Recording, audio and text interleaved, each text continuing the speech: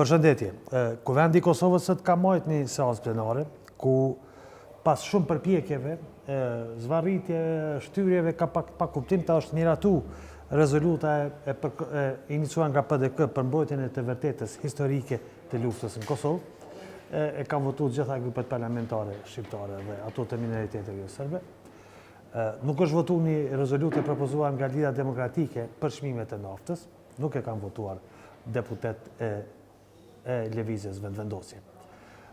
Ndërkohë që ende nuk ka qartësi nëse vendi do të ketë president apo do të shkojmë në zgjedhje, ashtu si ka thënë gjykata kushtetuese diku në datës 7 qershor. Natyrisht, nëse nuk bëhet ndonjë ndërskamc rrugës, e cila do të ketë synim që të shtyjë afatin e zgjedhjeve. Realisht, pushteti, nëse i ka mbetur dikun më pak se 3 javë, 6-17 ditë total në dispozicion nga ato 34 që ja patjetër gjykata kushtetuese, pra gjysma avatit ka shku, nuk është që i ka jap shumë zor në këtë dritë për të negociuar dhe për të krijuar, të trajtuar dhe zgjedhur çështjen e presidentit. Ka pas vetëm një takim me Lidhjen Demokratike të Kosovës mes Albin Kurtit, kryetar të VV-s, dhe Lumira Bygjikut, kryetar të Lidhjes Demokratike të Kosovës. Pas takimit është thënë që s'është arrit asgjë. Albin Kurti ka vazhduar të insistojë që duhet të ketë 84-85 deputet, për shumë kjo është ftesë për PDK-n për të ndërtuar me të një president të jashtëm. Për mua është pak e problem të arrihet ky numër 84-85 për PDK-n, sepse do të ketë deputetë të lëvizjes vendvendosje që nuk do të vetojnë për koalicion me PDK-n, por potencialisht mund të ketë ndonjë të PDK-s. Shtyrjet vazhdojnë, betejë është kujt të mbetet patatja e nxehtë, kush do ta ketë fajin mbi mosgjen e presidentit. Për fajin dhe për tej fajin dhe se çfarë po ndodh në skenën politike të Kosovës dhe ç'do të ishte mundësi të shkojmë përpara, do të kam deputetin e PDK-s, zotin Enver Hoxha. Enver, mirë se vjen sërish në Blitz Interview. Mirë se gjeta, Astrid. Përfundimisht u miratu rezoluta e iniciuar nga PDK për mbrojtjen e të vërtetës historike të luftës në Kosovë. Pse pat, si më thon, pat do farë hezitime, pat do farë shtyrje, jo në kryesi nuk fute e para në kuvend, pastaj lëvizja vendvendosje dhe gjatë ditës sonë më dhe këti shtim do marrëveshje përpara dhe këtë të fundit. Pse dasht me pas kaq shumë, si më thon, politik bërje të vogël për këtë rezolutë? Së pari mendoj që miratimi i saj është një arritje për Kosovën dhe është një ngjarje e madhe për kuvendin, po mbi gjitha për viktimat. Për ata të cilët kanë qenë viktime gjenocidit të Serbisë dhe të përndjekjes së Serbisë dhe me mënyrën se si u votuar në kuvendin e Kosovës, ku në mënyrë unike gjitha grupet parlamentare i dham një mbështetje të plotë, harmonizuam tekstin, mendoj që është një bazë e mirë që në të ardhmen kushdo që do ta trajton këtë temë, duhet ta trajton me seriozitetin më të madh dhe mos ketë situata të tilla ku dikush mund të lëndon dinitetin e viktimave në mënyrën se si ndodhi me këtë ekspozitën e fundit.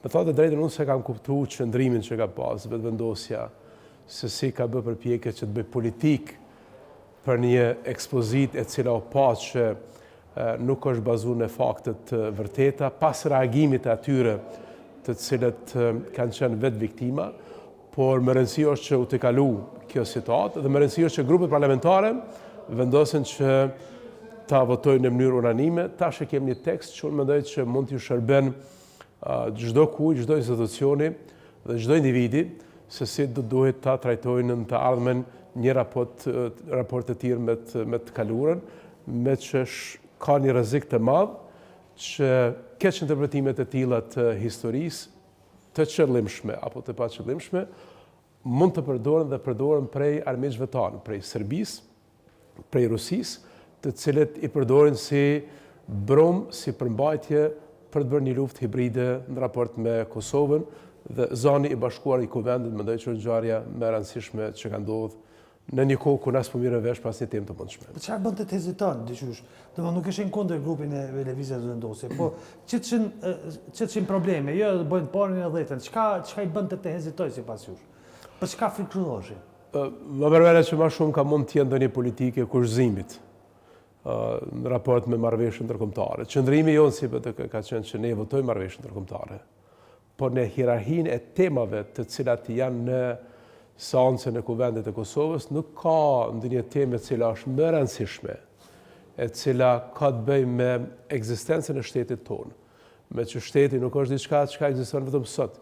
Shteti ekziston edhe për shkak të historisë, po për shkak të ardhmës, dhe ata bënë përpjekje që më shumë ta kurëzojnë me një çështje se si do të sillen në raport me marrëveshjen ndërkombëtare, dhe kur qëndrimi jonë ke i plot dhe i qartë që ne kërkojmë unitet për tekstin e rezolutës, që do ta dënojmë mënyrën se si është përgatit ajo ekspozitë dhe ekspozitat e ngjashme që mund të përgatiten në të ardhmen, por ne gjithashtu jemi të gatshëm që të votojmë marrëveshjen ndërkombëtare, u të kalua ajo bllokadë e cila është e parevojshme. Po ne thënë, Kuvendi sot miratojnë, realisht i bën që Kuvendi sot ka miratuar një rezolutë kundër vetvetes. Sepse ishte Kuvendi i Kosovës i cili ishte një prej financuesve të kësaj opozite. Mendoj që ka qenë çështje, më thon pak është shumë shumë e çuditshme kjo punë. Këtu janë 2-3 gjëra të cilat duhet të kemi në konsideratë. E para është që shteti duhet të mendon seriozisht ato se çka e ndërton si qëndrim edhe politik edhe publik, po si financim. Se ke pasë shëtimin e Kuvendit që ne kemi financu idenë, po se kemi shiku përmbajtjen. Sa ka logjik kjo? Unë mendoj që sjellje e papërgjeshme. Që ministri i jashtëm, sigurisht keni pas opcione, keni bërë financime të ngjashme. Çfarë është praktikat? Po ndërkombëtare. Praktika e çdo vendi demokratik është që shteti nuk mund të financion një përmbajtje e cila të bën ndesh me ekzistencën e tij. E cila bën ndesh me nuk e din. Një përmbajtje që nuk e din. Një përmbajtje që nuk e din. Prandaj mënyrën se si do të thotë është financuar kjo ekspozitë, apo në mënyrën se si janë financuar të kalurën edhe librat e tillë në thelb e godasin vetë idenë e shtetit të Kosovës, por mendoj që me miratimin e rezolutës, një herë për gjithmonë në institucionet e Kosovës do të krijohet një qartësi se çka të financohet, me që ne nuk jemi ata e cilët do duhet të mbështesmi çështje se çfarë mund të pretendojnë organizatat e ndryshme qeveritare, apo individ të cilët kanë koncepte të gabuara, të qëllimshme mbi historinë, dhe ne jemi donatorë dhe financues të tyre. Jam më së i bindur që jo vetëm Kosovë, po në çdo vend demokratik, qoftë në Gjermani, qoftë në Britani të Madhe, qoftë në Shtetet e Bashkuara të Amerikës, një mënyrë se si është financuar një ekspozitë e tillë, do të ishte një skandal i përmasave të njëjta, sikur ishte edhe tek ne. Por, zoti Hoxhaj, ju jeni edhe historian, dhe e dini edhe kontekstin historik të ngjarjeve. Por në një farë forme, kjo ekspozit na i hapi ndoshta syt për faktin që sot kemi një ekspozit e tillë na bëri që të kemi një rezolut të Kuvendit të Kosovës për rëndësinë e mbrojtjes se vërtetës historike të luftës Kosovë, por të viktimave të kësaj lufte, por njëkohësisht na tregoi që në fakt shtetin dhe institucionet e shtetit kanë qenë në gjumë dhe ne nuk kemi të vërtetën tonë të dokumentuar dhe shtetërore para asgjë. Ose për disa gjëra se kemi, ne s'kemi sot të vërtet të shtonën. Mendoj që ka plot institucione, institute të cilat janë marrë me këtë temë dhe me këtë çështje. Jam më së i bindur që në Akademitë të Shkencave ka historian kompetent të cilët mund të ambulonin në mënyrë të mirëfillt një ekspozitë. Por s'kemi botim kompetent të Akademisë Shkencave?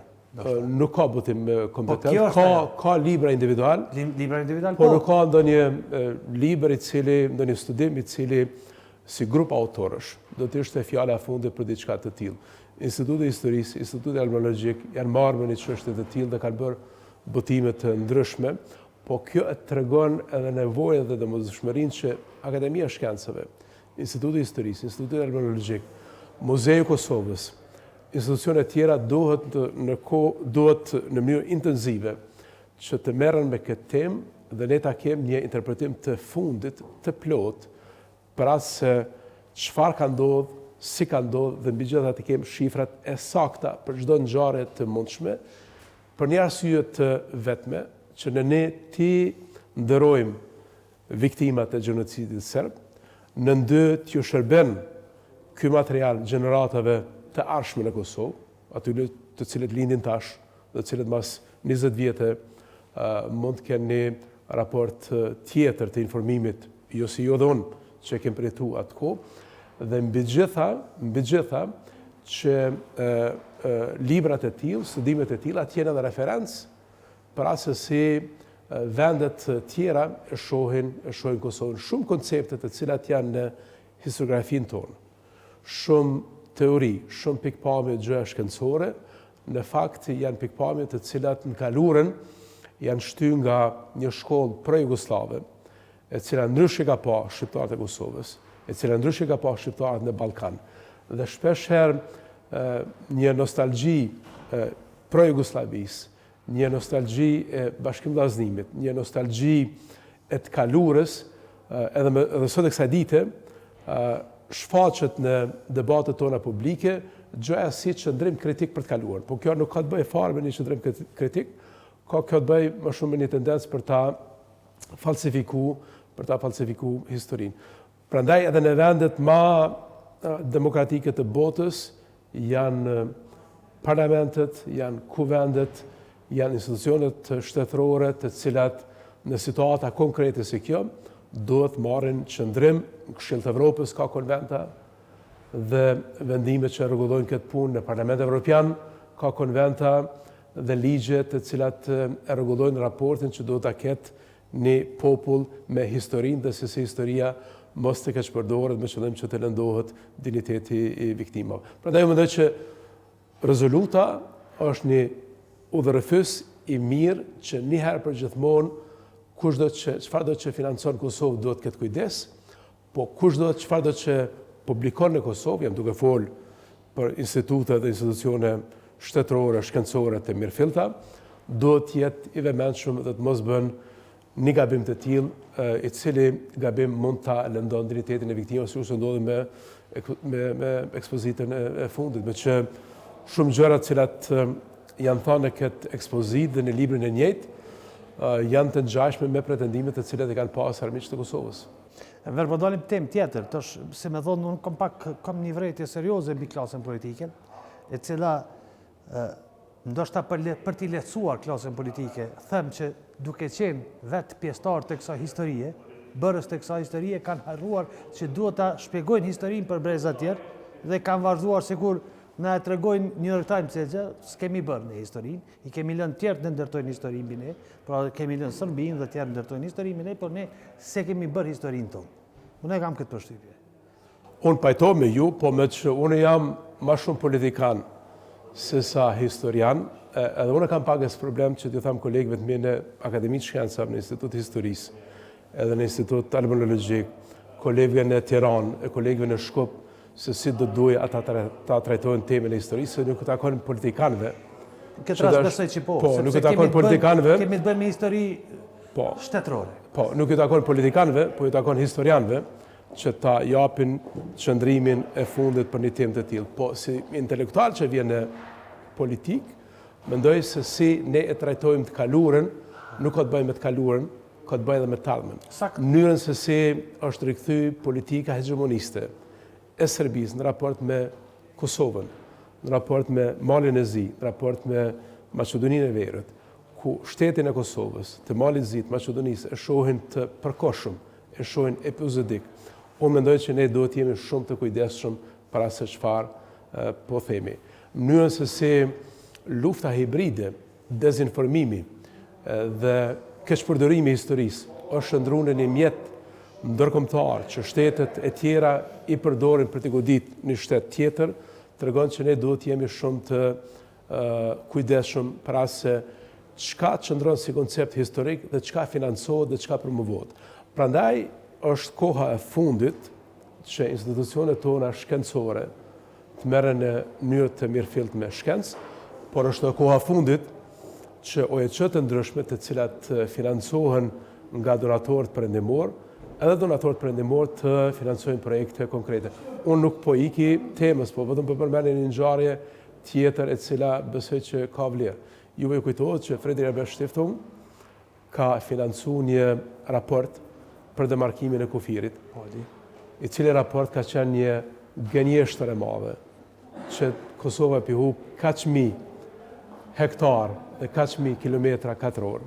Dhe unë këtë qëndrim ja kam thënë vetë drejtorit e Fredrik Ebert Stiftung, dhe kush nuk ka marrë përgjegjësi shkencore dhe akademike për atë se si një raport e tillë është përdorur për një kauzë e cila kauzë ka qenë e rrejshme në raport me punën që ka bërë Komisioni Shtetëror për shënimin e vijës së kufirit me malin e zi, verifikimeve të shumta që pa të bërë dhe Departamenti i Shtetit edhe ekspert të pavarur, po ju kujtohet që ajo temë ka qëndruar në jetën tonë publike për një kohë gjatë. Nuk ka qenë vetëm Frederik Bashkëftung, ata e kanë shtypur para parti politike në Kosovë. Po, po debati ka nisë me raportin që është miratuar që është shkruar nga Frederik Bashkëftung për demarkimin e vijës kufitare në mes të Kosovës dhe malit zi. Prandaj shpesh herë pikpamjet të caktuara janë promovu prej OJC-ve, prej donatorëve, të cilat në thelb mas pakti e kanë pasqyruar një kulturë perëndimore, që ai që shkruan do të bazohet në fakte, ai që shkruan do të bazohet në të vërtetë dhe nuk mund të hartohet diçka e cila është mes asaj se çka është e vërtet, gjysmë e vërtet, e pa vërtet. Nuk kanë bërë dallimin. Një komisionit që e ka autorizuar kuvendi ose qeveria, jo vetëm Frederik Bashkëftung, për demarkacionin. Ke pasur një raport për komisionit pavarur. Gjë që ka qenë gjithashtu i pasakt. Nëse të kalojmë në temë tjetër zot. Sot do hap është temë e ndihshme dhe sot aktuale, fakt po hapset në kuvend. Antari i KQZ-s, i fundit i KQZ-s. Betejë mes VV-s dhe PDK-s, i kujt është ky antar? VV po kërkon antarin e tretë, PDK po kërkon dytin, sikurse e ka pas në të kaluarën. Ku përsheni se po shkojnë, po orientohet politika. Sot VV e ka presidentin, ushtruesin e dytë presidenti nga lëvizja vetëvendosje, kryetari i kuvendit nga lëvizja vetëvendosje dhe kryeministri nga lëvizja vetëvendosje.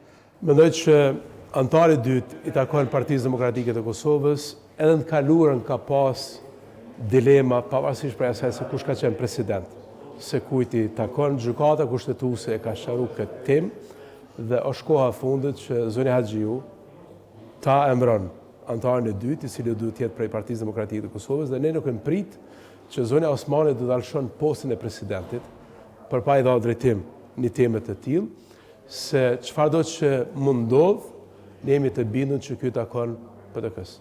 Sepse zonja Osmani nuk e bëri, sepse nga ajo që dihet zonja Osmani kishte një oftime se si do të vepronte, do të dërgojë Kelën në gjykatë kushtetuese. Nëse do t'i japte PDK-s, që ajo mendonte se duhet ta japte, do ta dërgonte VV-ja në zonjën Osmani në gjykatë kushtetuese. E kundërta do ta dërgonte PDK-ja. Unë nuk di se kush në presidencë prej juristave, edhe në kaluarën, ka vendosur në arithitje presidentë të cilët kanë bërë përpjekje që Partia Demokratike të Kosovës t'ia marrin një përfaqësues të dytë në KQZ. Po ka presedane të bollshme të cilat e kanë sqaruar këtë çështje. Zonja Osmani ka mujt me nominue, zonja Haxhiu mund ta nominon dhe duhet ta nominon dhe nuk ka nevojë për me humb kohë. A pra që ka me nominu PDK-s apo të VV-s? Jam mëse i bindur. Jemi se bindur që ka me nominu PDK-s. Përndryshe do të ishte shkelje kështu brutale, e madhe, nëse nuk ndodh, i takon vetëm PDK-s dhe nuk ka se çka sqarohet atë. Dhe nëse nuk ndodh, ç'a bën PDK? Dhe nëse ajo jep VV-s, që janë pritjet që t'i jep VV-s. Natyrisht do të merremi ne me gjykatën kushtetuese, do ta pyesim gjykatën kushtetuese, por nuk besoj që kemi nevojë të hyjmë në një proces për të cilën ka pas në kaluarën presedane të bollshme për atë se si duket emërimi i të dytit për PDK në KQZ. Po lëvizja vetëvendosje thirrën fakti që i kanë mbi 50 bigjysme në Nuk vlen ajo. Nuk vlen, është konzumuar, është sharruar, i takon PDK-s dhe do të takon PDK-s. Është vetëm blerje e kohës. Unë mendoj që më shumë është një përpjekje për shkak të faktit që s'po dihet apo shkojmë zgjedhje, s'po shkojmë zgjedhje, dhe ata të cilët kanë qenë në pozitë të presidentes së zonja Osmani apo zonja Haxhiu, po më përpjekje që të blejnë kohë, se sa vërtet do të ndryshon gjendjen faktike. I takon PDK-s dhe duhet të takon PDK-s dhe është humbje kohës. Përkundrazi ky është qenë një demonstrim i vullnetit mirë nëse zonja Haxhiu, edhe nëse është e përkohshme në këtë pozitë, do të tregonte përfaqësim mbi partitë politike dhe ta emëronte sa më herët përfaqësuesin e dytë të PDK-s. Por gjykata kushtetuese do ta merrte këtë lëndë në dorë, sepse zona Osmani ja refuzoi, tha nuk kemi çfarë trajtojmë këtë çështje. Kjo është çështje ligjore, jo kushtetuese.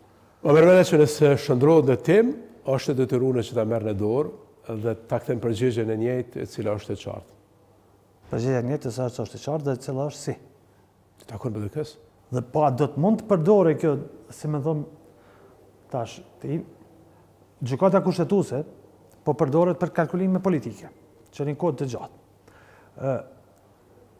A do të mund të përdore kjo çështje për zvarritjen e procesit zgjedhor? Pra, shkohet në gjykatë kushtetuese dhe me këtë lëndë, zvarritet procesi i shkuarjes së zgjedhjes që zbot presidenti. Nuk më mërmene, me qonë është këtë çështje në zgjedhjeve si një çështje të qartë, nëse ne nuk arrim në kornizën kohore që ka dhënë gjykata kushtetuese që ta zgjidhim presidentin, ne shkojmë në mënyrë automatike në zgjedhje. Nuk mundën ata të cilët i drejtojnë institucionet e Kosovës çdo ditë t'i godasin duke kërku hapësira ligjore, duke kërku vakum ligjor, se si të përmbyset rendi jonë kushtetues. Është koha e fundit që do të zgjidhet presidenti, do të mos përdorin raste të tilla si mundësi për shtyre të zgjedhjeve. Nuk më merr mendje që KQZ-ja si institucion që i subordinohet institucione tjera që mund të shërben si rast për të shtyr një afat të mbajtjes së zgjedhjeve. Nëse nuk ka zgjedhje të presidentit në afatit kohor, nuk kemi se që të bisedojmë, shkojmë në zgjedhje në mënyrë automatike. Enver, a kemi president a zgjedhje? Nga perspektiva e sotme, si eshe? Kjo mbahet prej Zotit Kurti. Unë mendoj që Por si eshe ti? se si është unë është kjo. Askush nuk mund të zgjidhet president nëse nuk dëshiron Zoti Kurti që të jep drejtim këtij procesi. Procesi i formimit të institucioneve i takon Zotit Kurti. Ai është i cili ka marrë 51%, ai nuk i ka marrë 51% vetëm me qeverisë, i ka marrë edhe me udhëheq, edhe me drejtu vendin. Me udhëheq dhe me drejtu vendin i bjen me përmbyll procesin e formimit të institucioneve të tjera, dhe procesi i përmbylljes së formimit të institucioneve të tjera i bjen edhe zgjedhjes së presidentit të vendit. Prandaj i takon Zotit Kurti që ta udhëheq këtë proces politik. A do të kemi president ajo mbahet prej Zotit Kurti, a shkojmë në zgjedhje ajo mbahet prej Zotit Kurti. Nëse më pyet mu personalisht, unë nuk mendoj që ne duhet të shkojmë në zgjedhje, për atë që nuk kem kapacitet me zgjedhje një president, po kjo mbahet në mënyrë ekskluzive prej Zotit Kurti dhe nuk mbahet nga ne si Partia Demokratike e Kosovës, e cila i ka vetëm 22 vota, po mbahet në mënyrë të qartë vetëm prej tij. Është shumë interesant. Opozita thotë që zgjedhja e presidentit varet nga Kurti, nga kryetari i LVV-s, që ka 51%, po ndërkohë Kurti dhe LVV thonë që zgjedhja e presidentit do varet nga opozita. Sepse ata nuk mund ta bëjnë vetë. Ajo se çfarë ka ndodhur në 2 muaj të parë të këtij vitit për mua ka qenë shqetësuese. Dhe nëse kjo është çësia e njëjtë për 2 javë të ardhshme që ne kanë mbet, ne shkojmë në zgjedhje. Ju kujtohet në 2 muajt e parë, në janar dhe në shkurt, ne s'kem pas takime përmbajtësore. Në 2 javët e fundit të shkurtit, Zoti Kurti 2 herë është takuar me Zotin Hamza, 2 herë është takuar me Zotin Abdigjiku. Në 2 ditët e fundit e kem pas emrin e Zotit Konjufsa për president. Në orët e fundit e kem pas edhe një kandidate tjetër për president. Dhe në 2 orët e fundit, para se të kalon afati, ne kem marrë seancë, është kështu. Sakt. Nëse kjo ka qenë... Kjo do të përsëritet kjo do të përsëritet në fund prapë të afatit? Nëse kjo ka qenë çësia deri më tash, dhe ne kem situatën që jem fundjavë, dhe kem edhe 2 javë për ta zgjedhur presidentin. Do nuk mendoj që për 2 javë mjaftojnë që të ketë konsulta të bollshme me partitë politike, atëherë po shkojmë në zgjedhje. Por nuk është PDK-ja ajo e cila është interesuar për zgjedhje. Në zgjedhje vendin mund ta çojnë Zoti Kurti, dhe Zoti Kurti ka përgjegjësinë kryesore pse po shkojmë në zgjedhje, dhe me thot drejtën, unë nuk po marr vesh as tret, sepse po do të shkoj në zgjedhje prej dikujt i cili i kishte vitin e kaluar 48 deputet, i tha popullit të rrit nera po t'i kthej mbrapa su vyn, u çun qytetarët ja dhanë edhe 57 deputet. Mos pa pret njëjtin skenar. Tash do më thonë njerëzve përsëri po i kthej mbrapa këta 57. Më jep më shumë. Më jep më shumë, po kush logjika? Nuk po do me qeverisë. Jo, nuk po do me qeverisë. Nuk po do me qeverisë. Nuk po guxon të shtim procese ndërkombëtare të cilat i ka vendi, që mund të jetë ndonjë marrëveshje me... Se po shtin këtu në matematikë? Po unë nuk përshë që po do me qeverisë. Unë kam qenë me një subjekt politik i cili ka qenë krenar, kër i kem pas jo 57 deputet, po 37, 38, me cilë një kem qeverisë. Pak Zoti Kurti po qeverisë, është kryeministër, e ka kryetarin e Kuvendit dhe e ka presidentin. Të pak të edhe për 6 muaj, ai po qeverisë. Nuk më merr mendje që Zoti Kurti mund të përmbush mandatin e tij, që Kosova të përmbyll shëndërtimin e saj. vetëm duke marrë vendime të caktuara të cilat janë më shumë administrim. Ne kemi një situatë konkrete ku e pamë këtë ditë në Kuvendin e Kosovës. Ne çdo ditë kemi ligje të reja të cilat i bie qeveria, kemi marrëveshje ndërkombëtare të cilat i bie qeveria, ka vendime të cilat i merr qeveria, por për pyes juve, a keni pa ju program të qeverisë? Ai ka prezantuar vetëm një ekspoze kur është zgjedh, është dashur me qenë të koncentruar na si deputet, çfarë po thot mandatari, dhe në kohën cilën ne jemi do duhet ta kemi një debat të parë për 100 ditëshin e qeverisë. Po, pas pakos financiare, që do ta hap në qashor. Për te pakos financiare, mendoj që shteti është programi politik i zotit Kurti. Jo, nuk ka kur programi asnjë qeveri në një vend demokratik nuk mund të zgjidhet pa pas një program të shkruar, i cili program i inkorporon këtë sektor. I cili program thotë që pritjet e qeverisë janë këto objektivat, pritjet e ministrive gjese janë këto objektivat, dhe opozita kërkon llogari për qeverisë në përputhje me programin. Prandaj ne kemi një ekspoze për ti, kemi ligje, kemi marrëveshje ndërkombëtare, mund të ketë edhe pako financiare, por ne nuk e dim se një qeveri pa program se ka qenë vendin. Cila është ideja qendrore e kësaj qeverie, e cila është duke udhëheq Kosovën sot, nëse ne nuk kemi një program të qeverisë. Prandaj unë shoh si shqetësim serioz dhe të madh çështjen e mungesës së programit të qeverisë dhe miratimin e ligjeve pa ndonjë hierarki se çka është e rëndësishme dhe çka është e parëndësishme. Enver, po e bëj pak rolin si më thon të një përçuesit mesazheve të vës për hir të debatit. VV thotë që opozita ka shku në takime, po nuk ka ofru kandidat. I vetmi është Kurti që ka ofru kandidat. Dhe opozita jo, si e sheh këtë akuzë, pse PDK nuk ka ofru kandidat? Mendoj që për ta zgjidhur presidentin duhet vullnet politik prej zotit Kurti. Po natyrisht duhet edhe për anës tonë seriozitet politik. Se mendoj që kur kryetari i Partisë Demokratike apo kryetari ndonjë partie tjetër politike në opozit, por nuk duhet të jap mend të tjerëve, shkon me një takim ose për të bërë marrëveshje ose nuk shkon fare në takim. Po është kështu. Po keni shku 2 herë në takim? Po. Po në njëjtën kohë përgjegjësinë më të madhe. Kurti thotë se s'keni propozuar kur kandidat. Jo, dëgjoj. S'keni folur na kur.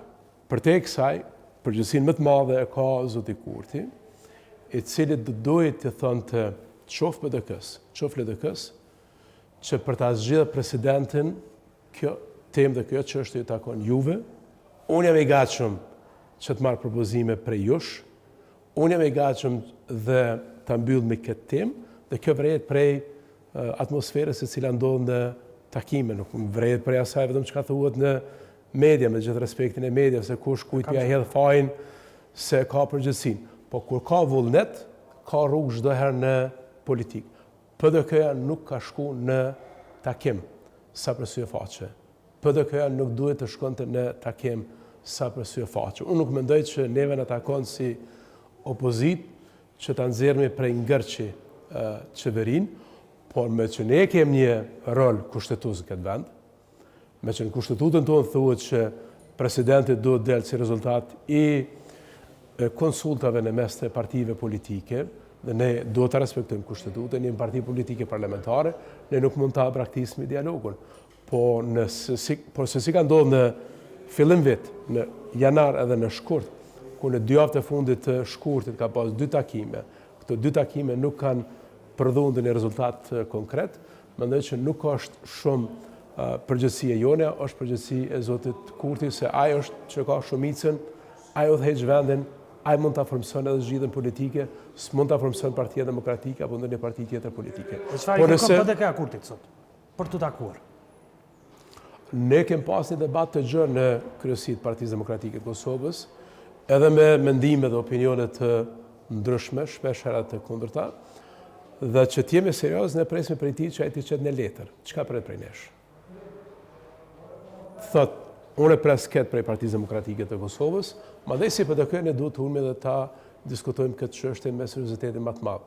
Unë nuk shoh që mund të ndodhë diçka si ndryshim i rrjedhës së deri tanishme, nëse çësia Kurtit është e njëjtë si ka qenë takimin e parë dhe takimin e dytë. Le të çet letër, cilat janë pritjet e to, e tij në raport me rolin që duhet ta ketë PDK, si është raportin tonë me zgjedhjen e presidentit, mendoj që kjo do të ishte më së qartë. Ne nuk duam që të hyjmë në qeveri, gjë nuk i vjen PDK-s të jetë pjesë një bashkëqeverisje me zotin Kurti, po me qëllim që vendi të mos shkojë në zgjedhje, mendoj që kontribut i joni konkret do të ishte zgjedhja presidentit. Pa përmarrjen në qeveri?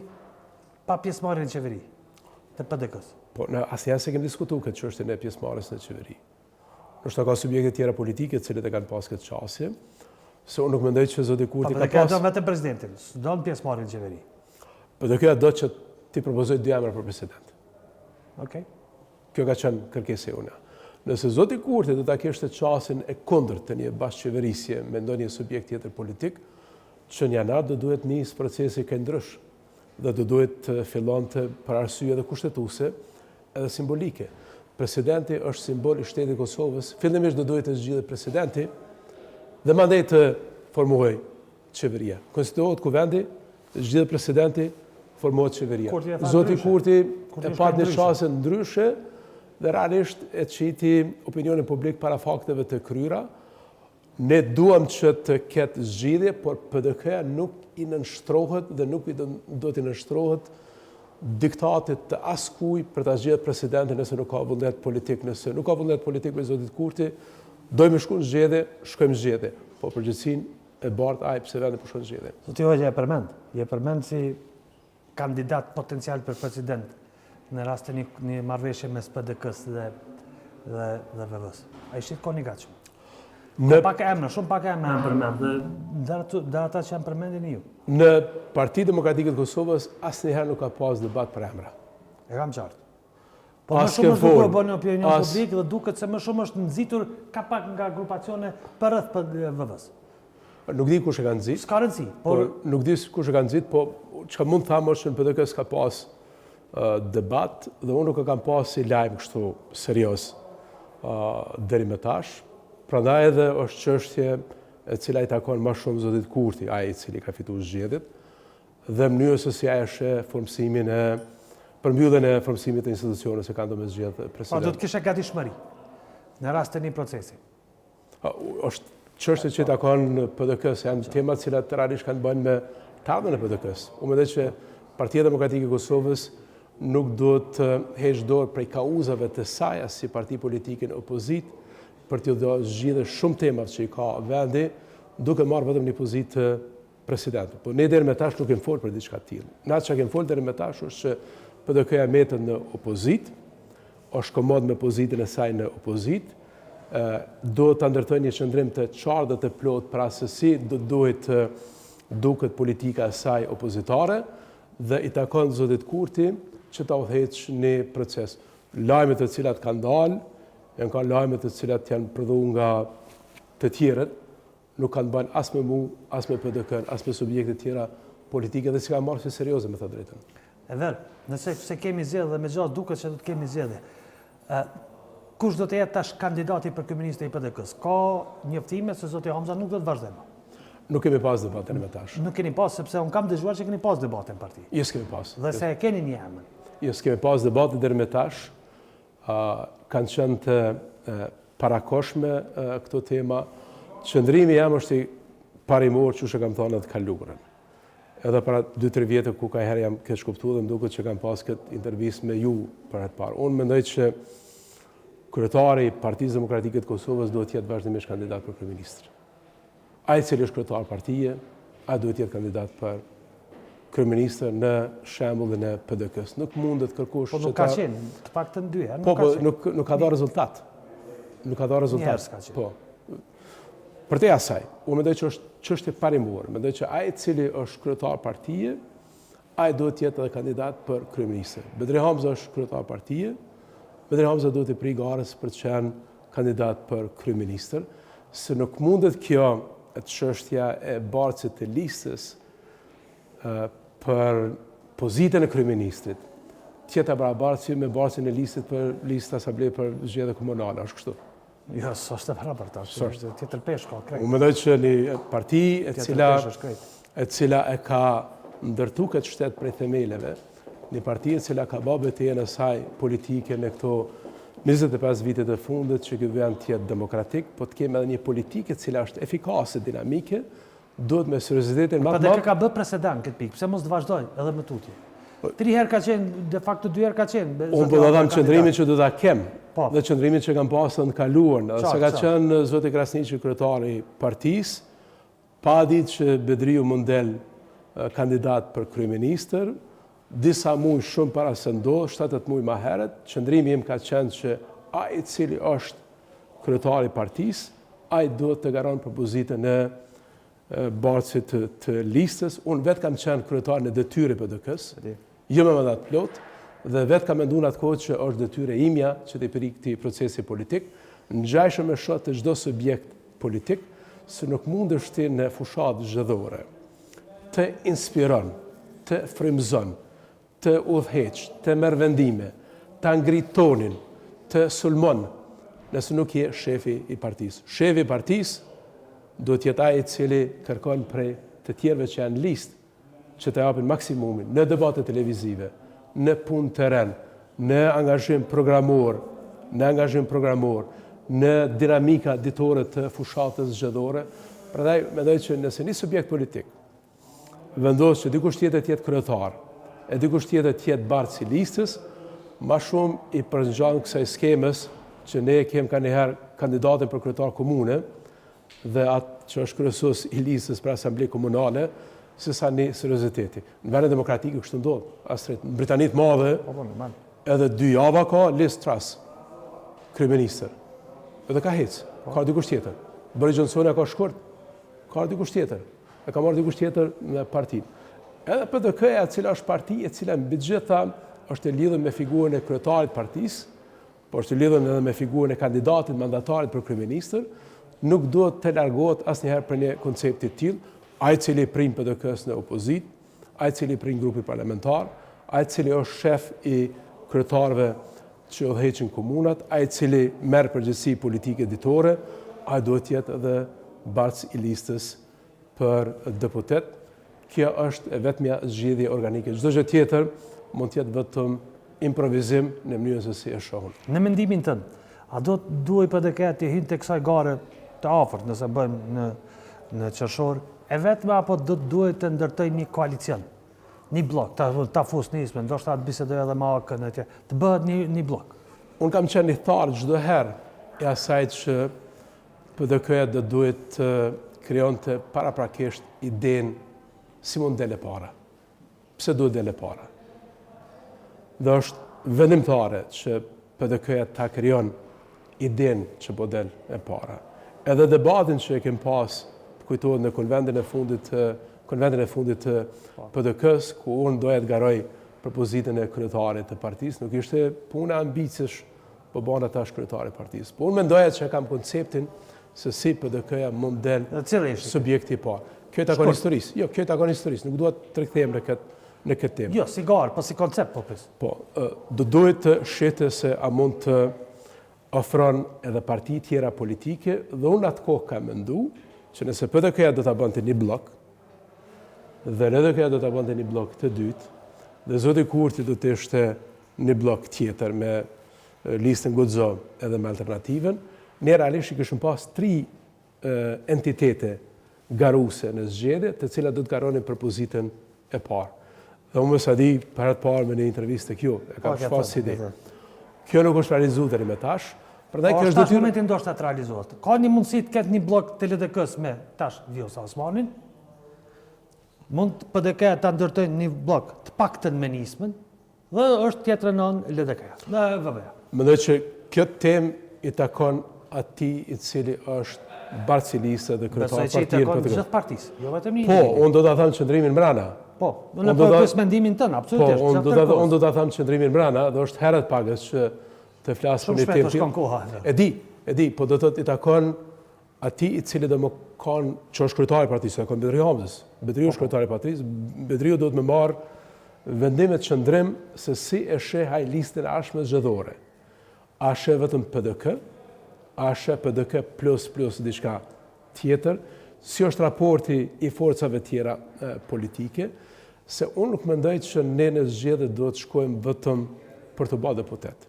Unë mendoj që në zgjedhje do të shkon PDK-ja për ta rikthy lavdinë e dikurshme. As ti partisë duhet të shkojnë zgjedhje për vendin e dytë. Sakt. As me pak PDK. Sakt.